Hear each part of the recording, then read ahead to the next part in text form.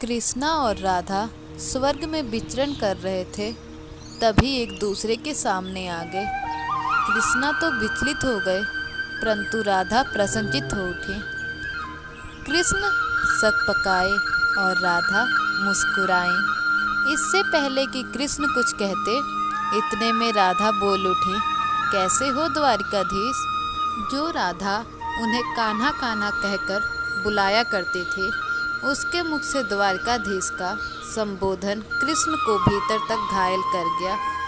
फिर भी कृष्ण अपने आप को संभालते हुए राधा से बोले, मैं तो तुम्हारे लिए आज भी वही कान्हा हूँ जो कल था।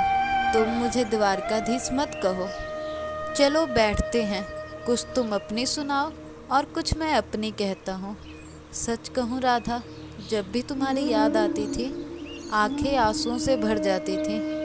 इतने में राधा बोली, मेरे साथ ऐसा कुछ नहीं हुआ, ना तुम्हारी याद आई ना कोई आंसू बहा, क्योंकि हम तुम्हें कभी भूले ही कहाँ थे जो तुम्हारी याद आती। इन आँखों में सदा तुम रहते हो, कहीं आंसुओं के साथ निकल ना जाओ, इसलिए रोते भी नहीं थे। प्रेम के अलग होने पर तुमने क्या खोया, जरा इसका आईना देख लो। कुछ कड़वे सच और प्रसंग सुन पाओ तो सुनाऊं आपको। क्या तुमने कभी सोचा, इस तरक्की में तुम कितना पिछड़ गए। यमुना के मीठे पानी से जिंदगी शुरू की और समुंदर के खारे पानी तक पहुंच गए। एक उंगली पर चलने वाले सुदर्शन पर भरोसा कर लिया और 10 उंगलियों पर चलने वाले बांसुरी को भूल गए।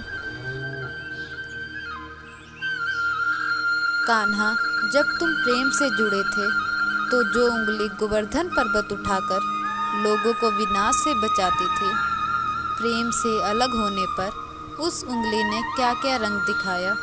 सुदर्शन चक्र उठाकर विनाश के काम आने लगे। कान्हा और द्वारकाधीश में क्या फ़र्क होता है बताऊं?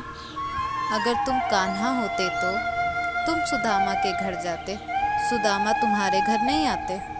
युद्ध में और प्रेम में यही तो फ़र्क होता है।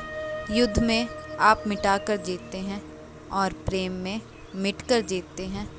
कान्हा, प्रेम में डूबा हुआ आदमी दुखी तो रह सकता है, पर किसी को दुख नहीं देता।